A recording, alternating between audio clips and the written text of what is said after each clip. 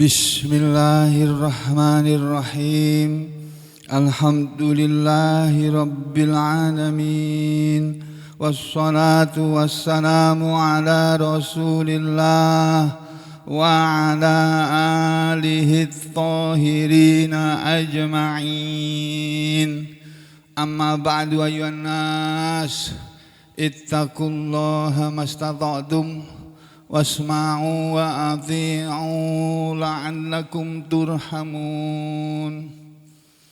Segenap muslimin rahimakumullah, kemarin sudah disampaikan ayat yang termasuk penting di antara semua ayat-ayat penting dari Al-Quran ini, yaitu ayat 28 dari surah Al-Kahfi, di mana Allah Subhanahu wa taala berpesan kepada Nabi Muhammad sallallahu alaihi wasallam, dan pesan itu berlaku pula untuk kita semua umatnya. Allah berpesan, a'udzubillahi minasyaitonir rajim, wasbir, dan sabarkanlah nafsaka dirimu wahai Rasul, ma'a, beserta, bersama, alladzina, orang-orang yang yad'una, mereka selalu menyeru, selalu berdoa, selalu beribadah, Rabbahum, kepada Allah pemelihara atau Tuhan mereka atau Rabb mereka, bil ghadati, di waktu pagi hari, wal asyiyi, dan di waktu petang, di waktu sore. Mereka melakukan itu yuriduna, menginginkan, wajhahu, wajahnya, ingin bisa melihat wajah Allah di hari kiamat nanti, atau yuriduna wajhahu, mereka menghendaki keridhaan Allah. Kemudian Allah berpesan juga kepada Nabi, wala ta'du, dan janganlah engkau Muhammad melewatkan, memalingkan, aina, kedua mata, kamu, ainaka, kedua matamu, jangan engkau palingkan wahai Rasul, anhum, dari mereka, dan dari mereka orang-orang yang selalu berkumpul, berdoa, menyeru, beribadah kepada Allah Tuhan mereka. Jangan kamu berpaling dari orang-orang yang seperti itu, turidu, karena kamu menghendaki zinatal hayatid dunya, perhiasan kehidupan dunia. Jadi sekali lagi Bapak Ibu dan saudara sekalian, orang-orang yang tidak mau menyempatkan diri mereka mengaji, itu rata-rata adalah orang-orang yang hidupnya cuma turidu zinatal hayatid dunya, menginginkan perhiasan kehidupan dunia, hanya kepingin dunia saja. Mereka tidak kepingin akhirat, tidak tertarik kepada akhirat. Maka mereka gunakan seluruh waktunya untuk memburu, untuk mendapatkan ini. Itu. Nah, Nabi kita dipesan oleh Allah, jangan Muhammad, jangan kamu berpaling dari orang miskin karena kamu menghendaki perhiasan kehidupan dunia seperti orang-orang itu, yang mereka rata-rata menginginkan perhiasan kehidupan dunia. Ya, yang namanya zinatal hayatid dunya ini ya semua dunia ini seisinya. Ada yang kepingin duit banyak, ada yang kepingin jabatan tinggi, ada yang kepingin rumah banyak, mobil banyak, dan sebagainya. Dunia itu yang mereka kejar. Nah, kita dilarang seperti itu. Berikutnya Allah berpesan juga, wala tuti, dan janganlah engkau Muhammad mentaati, menuruti man, orang yang aghfalna qalbahu, kami telah melalaikan hatinya, an dzikrina, dari mengingat kami. Jadi orang-orang ini yang biasanya berebut kehidupan dunia ini, mereka hatinya lalai dari Allah. Ingatnya ya kalau pas sholat, habis sholat lupa sama Allah. Ingatnya ya ketika mereka sedih, susah, atau mereka punya cita-cita, kepingin menang dalam pilpres yang akan datang, pergi umroh. Biasanya begitu.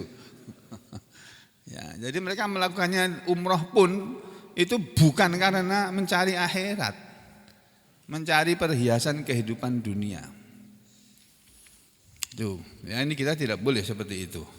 Kamu jangan menuruti orang yang kami lalaikan hatinya dari mengingat kami, wattaba'a hawahu, dan orang yang seperti itu, orang yang kami lalaikan hatinya ini adalah orang yang ittaba'a hawahu, orang yang dia selalu mengikuti kemauannya, mengikuti hawa nafsunya. Jadi orang kalau sudah mengikuti hawa nafsunya, semua aturan dia terjang. Jangankan cuma undang-undang dasar, undang-undang dasar, undang-undang, peraturan pemerintah, apalagi. Jangankan cuma itu, aturan Allah aja mereka berani terjang kok. Hanya demi mendapatkan zinatal hayatid dunya, perhiasan kehidupan dunia. Orang yang seperti itu biasanya mengikuti hawa nafsunya. Sehingga kalau sudah mengikuti hawa nafsunya, orang kalau sudah mengikuti hawa nafsunya nggak bisa kita peringati, nggak bisa. Yang diikuti hawa nafsunya kok, dia maunya begitu kok.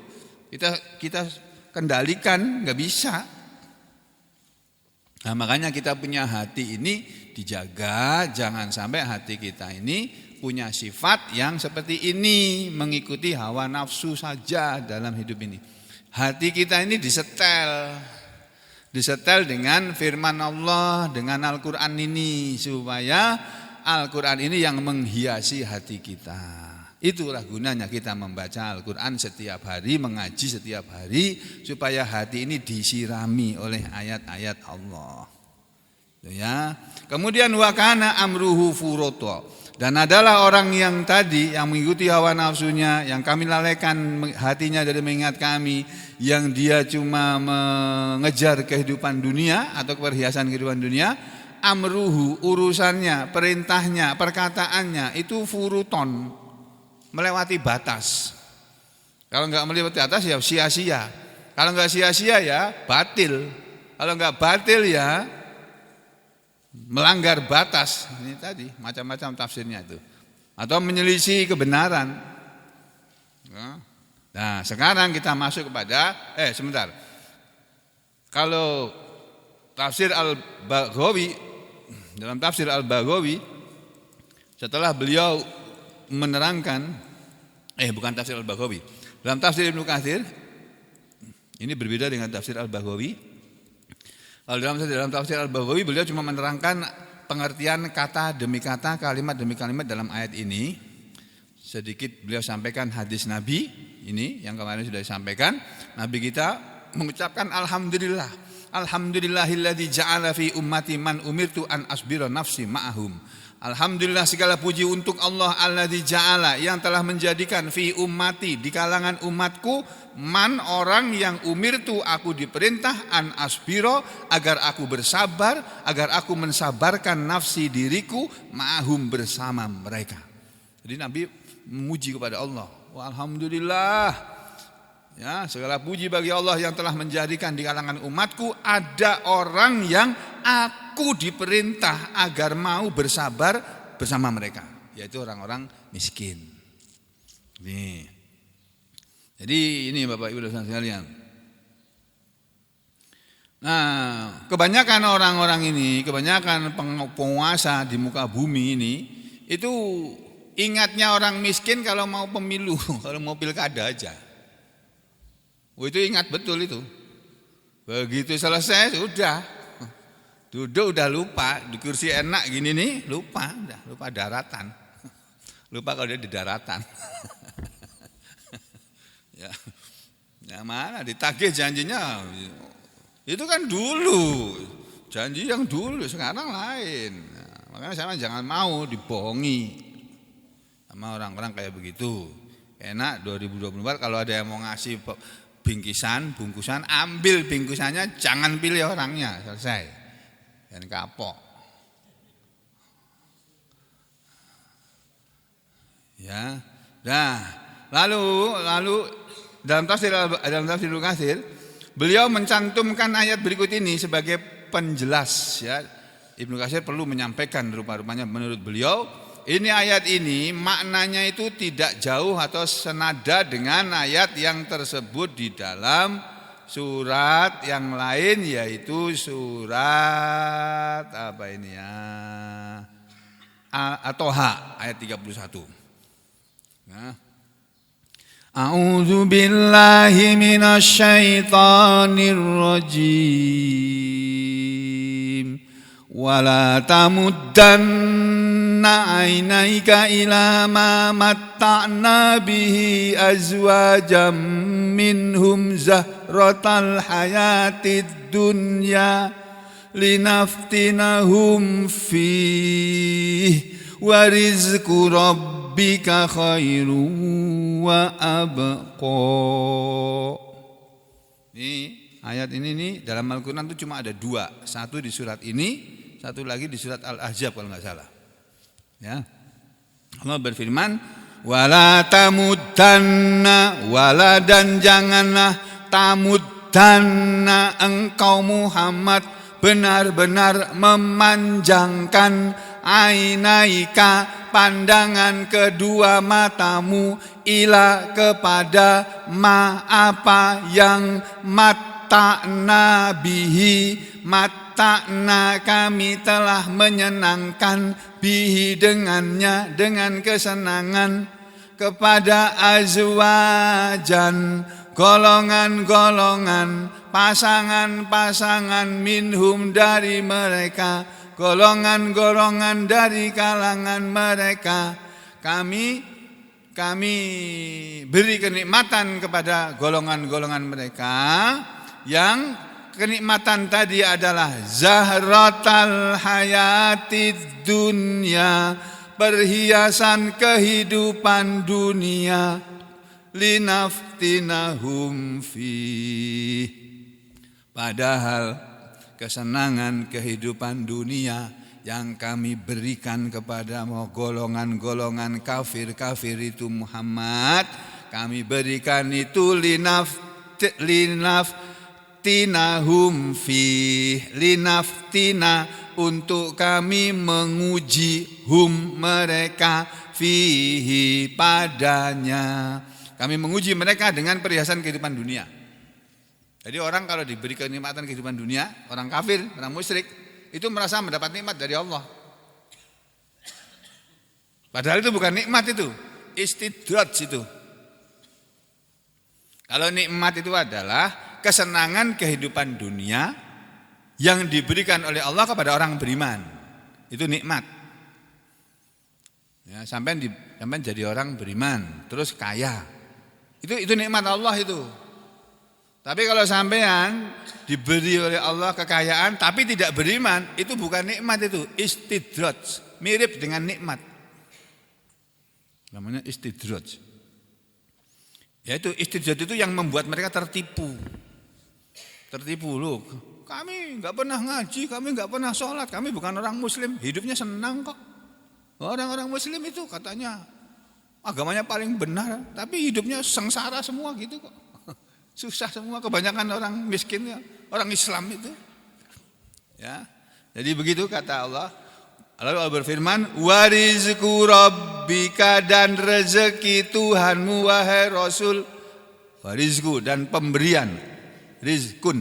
Ini kata rizkun asalnya. Di sini berubah menjadi rizku karena dia berkedudukan sebagai mudhof, ya. Mudhof itu tidak boleh tanwin sehingga tanwinnya dihilangin. Rizqu rabbika, rezeki Tuhanmu. Rezeki itu artinya pemberian. Dan pemberian Tuhanmu itu nanti wahai Muhammad yang di akhirat sana khairun adalah lebih baik, wa abqa dan lebih kekal. Pemberian Allah kepada kamu di akhirat nanti lebih baik daripada kenikmatan dunia yang kami berikan kepada orang-orang kafir-kafir itu, kepada orang-orang musyrik itu. Wa abqa, dan lebih kekal daripada kesenangan dunia. Karena kesenangan dunia itu enggak ada yang kekal, Pak. Kenikmatan dunia enggak ada yang kekal. Suatu ketika akan habis. Ya, kekuatan kita satu ketika akan habis. Berpelan-pelan tambah umur kita makin lemah, bukan makin kuat. Kekayaan juga begitu, kekayaan banyak, tumbuh, habis itu nanti turun habis. Nah, semuanya yang ada di dunia itu seperti itu, enggak ada yang kekal. Akan hilang, lenyap suatu ketika. Makanya kita dilarang mengejar dunia. Kita mengejar dunia itu bukan karena dunia, tapi karena akhirat. Kita mengejar dunia itu untuk akhirat. Itu bedanya kita dengan yang bukan kita, yang bukan orang beriman. Orang beriman itu mencari dunia untuk akhirat. Kalau orang yang tidak beriman mencari dunia untuk dunia. Untuk keperluan mereka di dunia ini saja. Enggak ada untuk keperluan akhirat, enggak ada. Seandainya mereka kelihatannya, loh mereka itu orang-orang itu mereka juga menyumbangkan hartanya loh. Itu kan sedekah itu. Sedekah kan untuk akhirat. Enggak, orang beriman itu enggak ada ceritanya sedekah untuk akhirat itu enggak ada. Mereka itu riya. Di surah Al-Baqarah sudah dijelaskan. Kalau masih ingat ayatnya itu ya. Nah, sudah.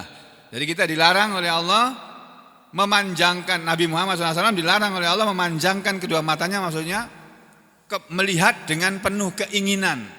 Itu memanjangkan kedua matanya. Tamuddanna ainaika. Memanjangkan kedua matamu maksudnya melihat dengan rasa kepingin. Aduh, enaknya itu ya.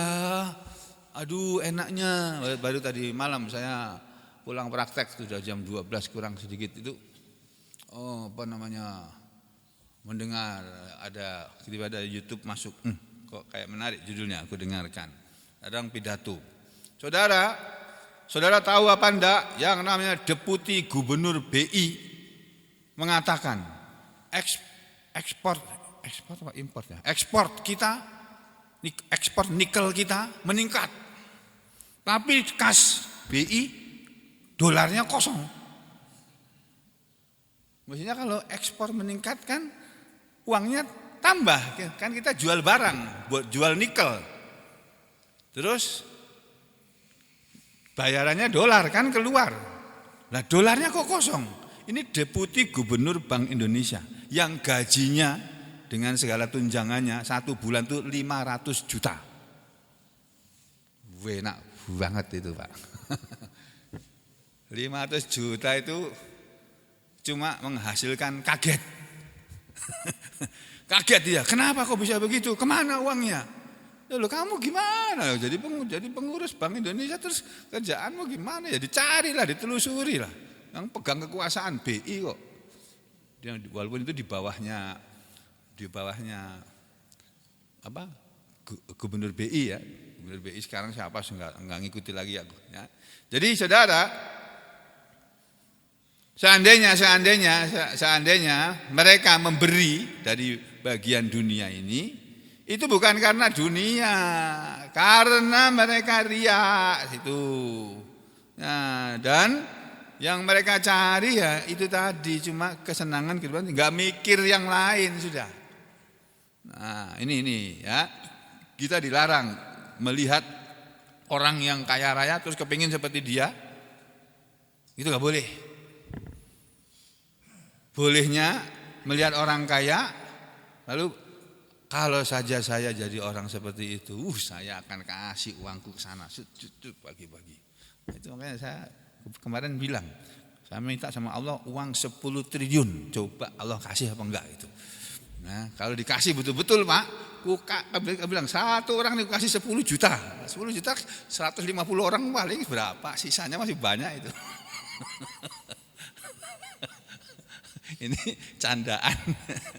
Tapi saya mintanya sungguh-sungguh Pak, enggak bercanda, saya sungguh-sungguh kepengen tahu saya. Ya Allah, hamba mohon kepada Paduka, ya Allah, Paduka beri hamba uang 10 triliun ya Allah.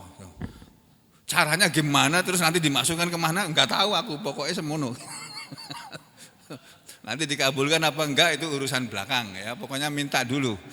Nah, seandainya tidak 10 triliun, 1 triliun dia sudah terima saya. 1 triliun juga banyak Gus ya. Oke Gus. Masa 1 triliun itu 1000 miliar loh Pak. Nah kalau 10 triliun, 10.000, iya betul ya, 10.000 miliar ya. Masya Allah. Nah jadi begitu saudara sekalian. Nah sekarang kita masuk ke ayat yang tidak kalah pentingnya ini.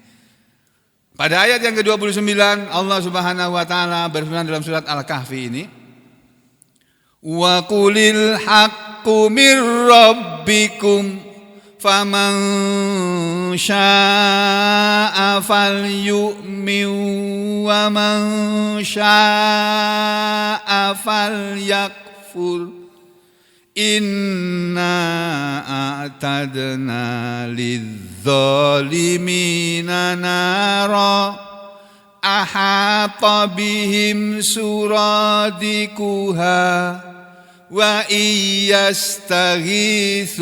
yughathu bima'in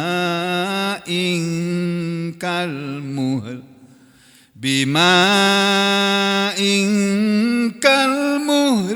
yashwil wujuh bi'sas syarabu wa sa'at murtafaqa. Apa makna ayat ini? Imam Al-Baghawi, salah seorang pakar tafsir yang saya suka kepada beliau, suka kepada kitab beliau. Ya. Ini berkata, menulis dalam kitabnya, Allah berfirman, wa qulil haqqu mir rabbikum, wa qul, dan katakanlah wahai Rasul, wahai Muhammad, kamu katakan kepada orang-orang Mekah itu, al-haqqu, kebenaran itu, min rabbikum, dari Allah Tuhan kalian. Jadi yang namanya kebenaran itu Pak, ya semua yang datang dari Allah, itu al-haq.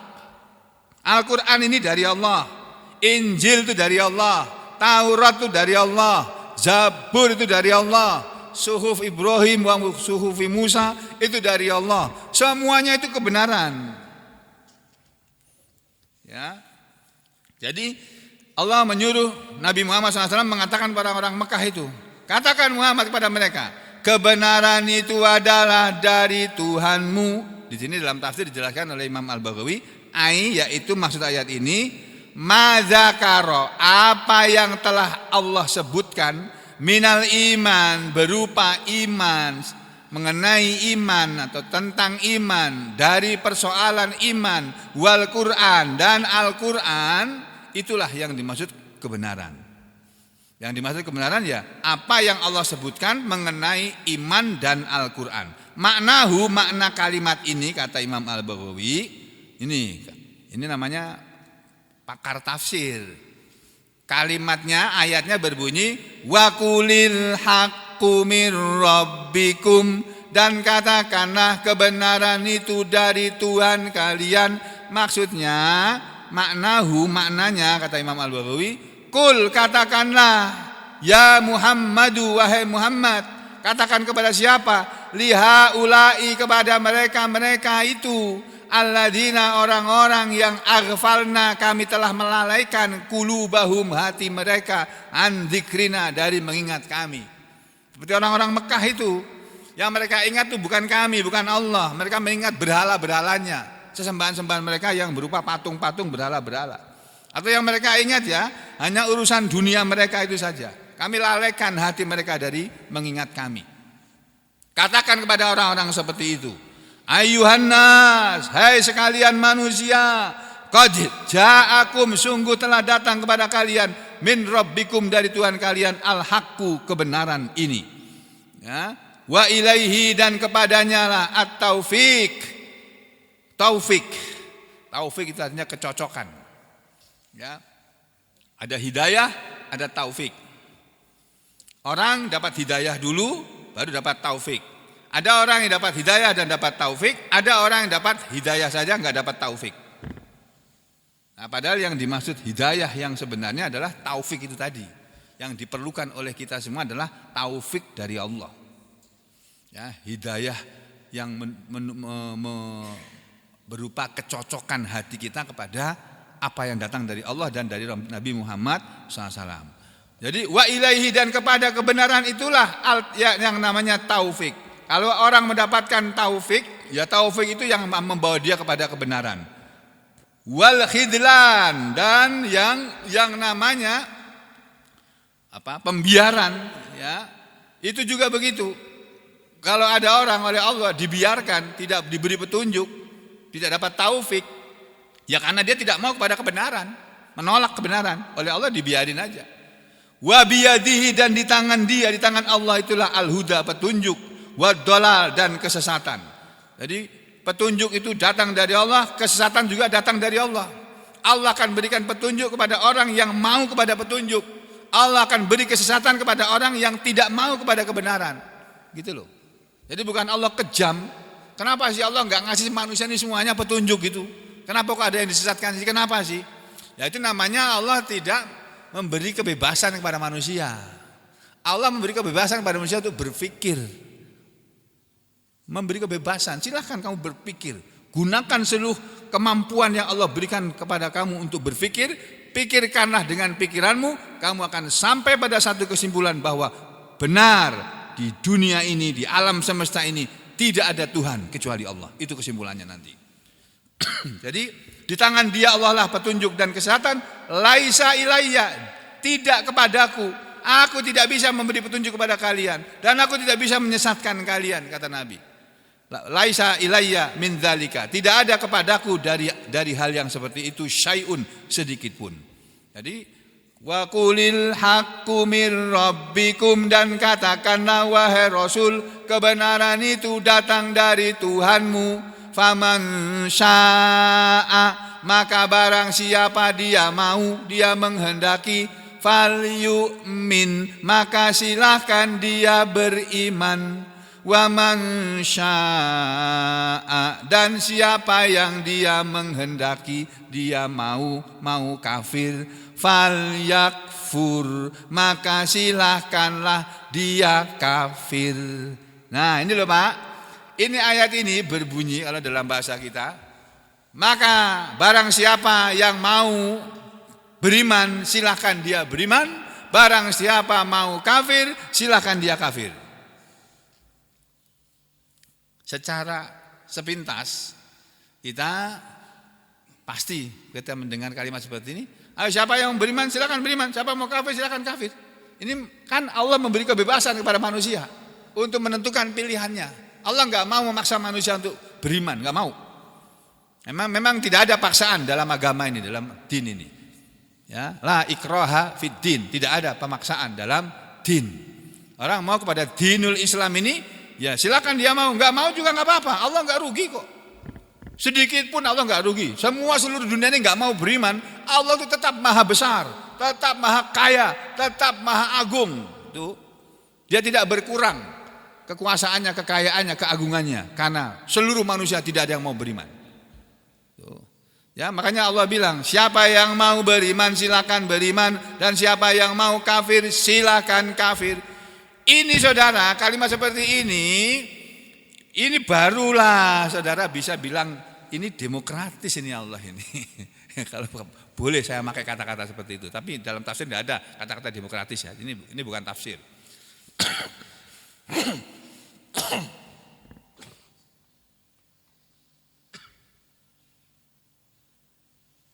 Allah hanya bilang faman syaa'a falyu'min wa man syaa'a falyakfur. Siapa mau beriman silakan beriman, dan siapa yang mau kafir silakan kafir. Ini baru demokratis.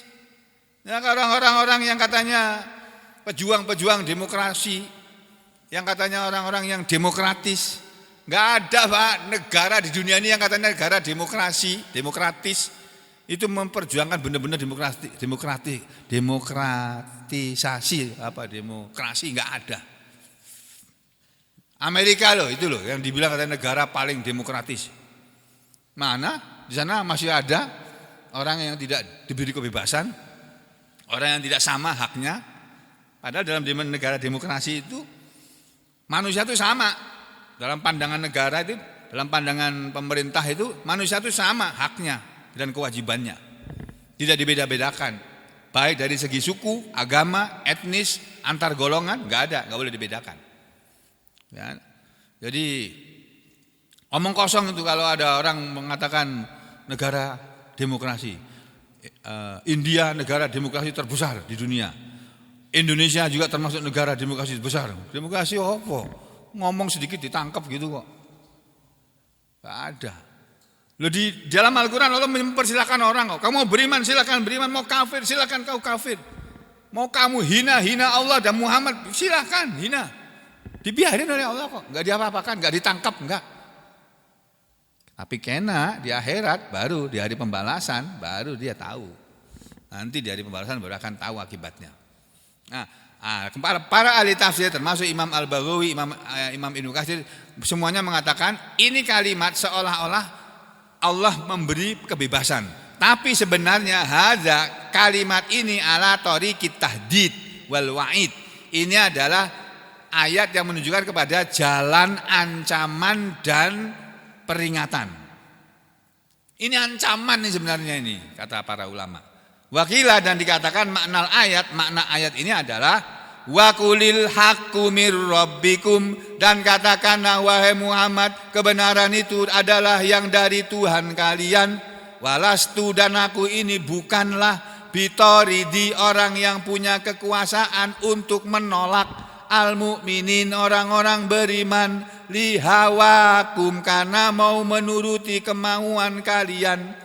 Nabi kita kan diminta oleh Uyainah itu, Muhammad, kami mau ngaji, pengen tahu tentang Islam dari engkau.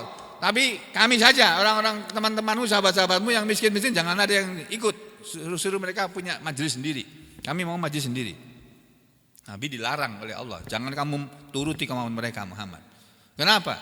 Uyainah itu ya, yang kemarin itu.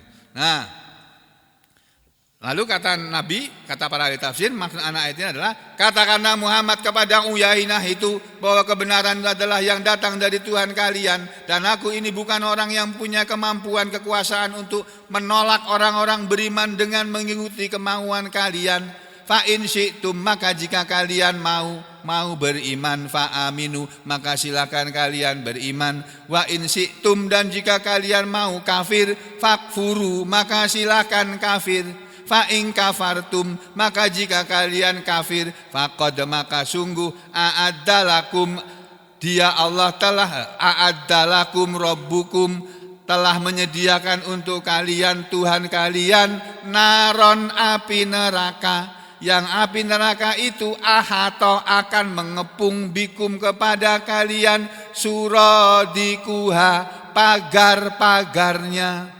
Wa in amantum, maka dan jika kalian beriman, falakum, maka untuk kalian ma wasafallahu azza wa jalla li ahli ta'atih, maka untuk kalian apa yang Allah telah berikan sifat-sifatnya. Allah yang maha gagah dan maha perkasa telah memberikan sifat-sifat, ciri-ciri kenikmatan yang akan diterima li ahli ta'atihi, untuk orang yang taat kepadanya.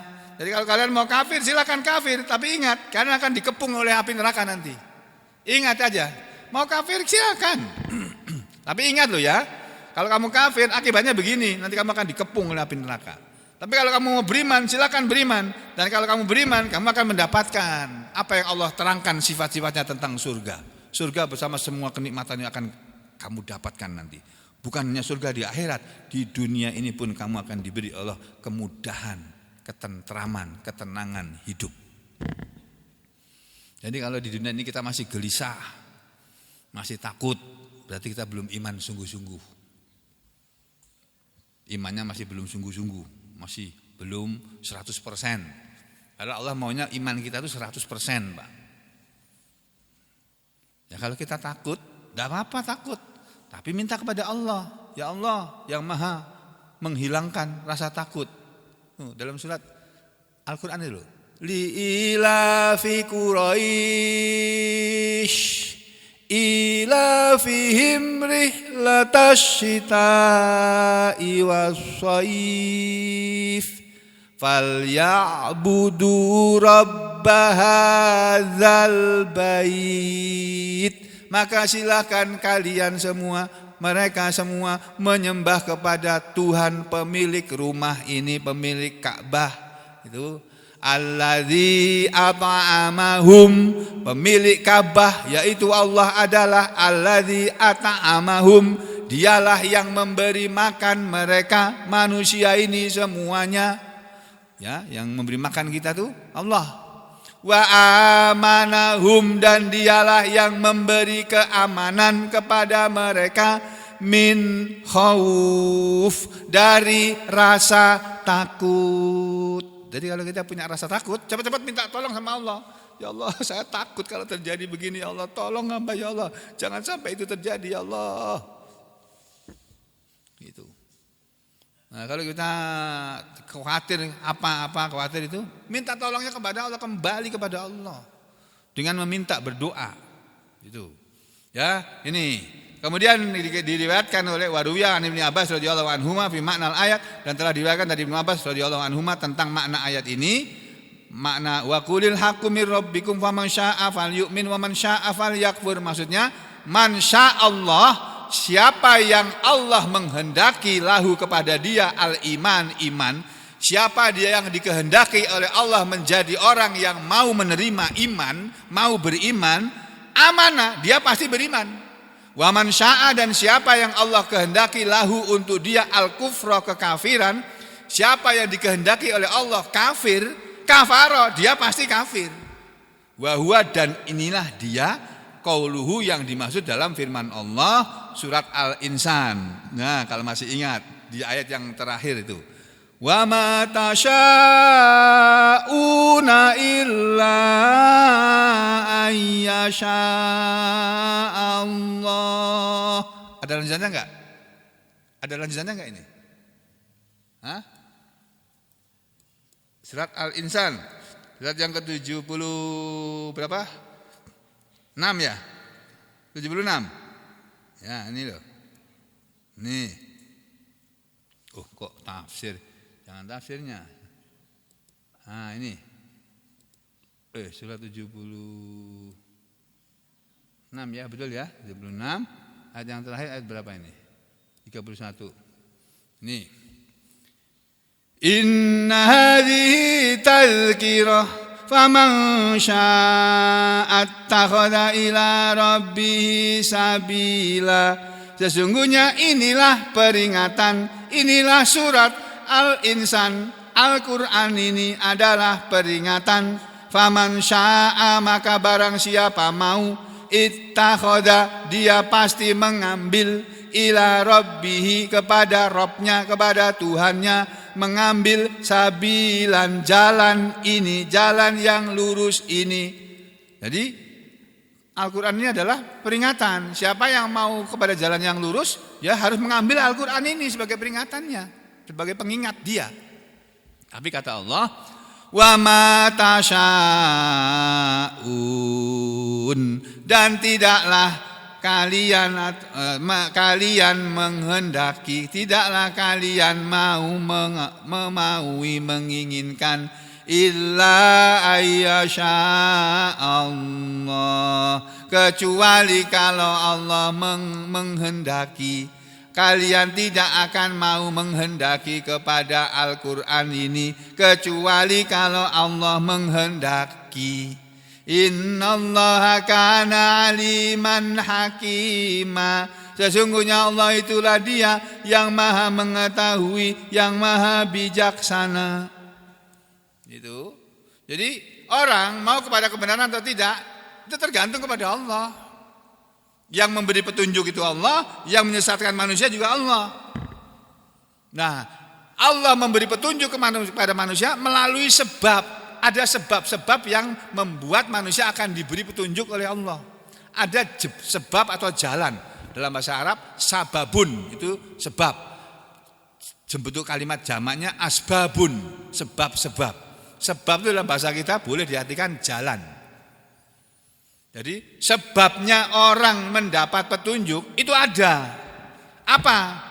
Walaupun yang memberi petunjuk itu Allah, yang memberi kesesatan kepada manusia itu Allah, yang menunjuki manusia itu Allah, yang menyesatkan manusia juga Allah. Tapi manusia disesatkan oleh Allah ada sebabnya. Demikian juga manusia diberi petunjuk oleh Allah itu ada sebabnya. Ada jalannya yang harus dia jalani. Kamu beriman dulu kepada Al-Quran ini, jangan kamu bantah Al-Quran ini, kamu akan diberi petunjuk. Nah, manusia yang kafir itu menerima Al-Quran nggak mau. Jangankan menerima, mendengar aja nggak mau. Nah, bagaimana mereka akan diberi petunjuk oleh Allah? Mendengarkan kalamullah aja nggak mau kok. Ya, nah ini loh ya. Nah, makanya kemudian Allah berfirman, Inna a'tadna, sesungguhnya kami telah menyediakan. Maksudnya Allah telah a'tadna wa hayya'na, kami telah menyediakan dan mempersiapkan Apa yang Allah persiapkan? Minal a'da, dari musuh-musuhmu itu Muhammad. Wa huwal muddatu, dan dia itu adalah sesuatu yang sudah terhitung, yang sudah ditentukan hitungannya. Allah menyediakan apa? Menyediakan lidzalimina, untuk orang-orang yang zalim itu. Lidzalimin maksudnya lil kafirin, untuk orang-orang yang kafir-kafir itu Muhammad, yang tidak mau menjadikan Allah sebagai Tuhannya. Dia malah menjadikan berhala sebagai Tuhannya. Itu zalim namanya. Orang yang kafir itu adalah orang yang zalim. Orang yang zalim itu adalah orang yang tidak menempatkan sesuatu pada tempatnya. Harusnya dia menempatkan Allah sebagai Tuhan, tapi yang dia tempatkan sebagai Tuhan itu berhala. Ini zalim namanya. Orang yang zalim ini, kata Allah, kami telah menyediakan untuk orang-orang yang zalim ini naron, api neraka, yang ahata bihim, akan mengepung kepada mereka suradikuha, pagar-pagarnya. Jadi neraka itu ada pagarnya. Diterangkan dalam hadis ini, an Nabi Sa'idin al-Khudri, dari sahabat Abu Sa'id al-Khudri radhiyallahu anhu, anin Nabi, dari Nabi sallallahu alaihi wasallam, annahu qala, bahwa Nabi pernah bersabda, suradikun nar, pagar-pagar neraka itu arba'atu judur, ada 4 dinding. Jadi kalau penjara yang ada di dunia ini, dindingnya paling cuma 1, tapi tinggi, ya, kuat, dibangun kuat supaya orang nggak bisa keluar dari penjara. Nah, pagar neraka itu 4 lapis, Pak. Lalu kata Nabi, kasfu kulli jidarin, tebal setiap dindingnya, mislu, setebal masih roti perjalanan arba'ina sanatan, 40 tahun. Masyaallah. Pagarnya api neraka itu 4 lapis, dan diantara pagar yang satu dengan pagar di luar ini jarak tempuhnya kalau orang berjalan kaki itu 40 tahun baru nyampe. Nah, betapa jauhnya itu. Orang mau keluar dari neraka gimana caranya? Masya Allah. Ini hadis ini diriwayatkan Imam At-Tirmidzi. Cuma sayang Bapak Ibu sekalian, sanadnya tidak sahih menurut ahli tafsir di sini ya. Imam Ahmad juga meriwayatkan, tapi isnadu dhaif, sanadnya ada kelemahan. Tapi bukan hadis palsu, hadis yang dhaif, ya. Jadi neraka itu seperti itu. Lalu apalagi yang akan diterima oleh orang-orang yang zalim atau orang-orang yang menolak Al-Qur'an ini, yang tidak mau beriman?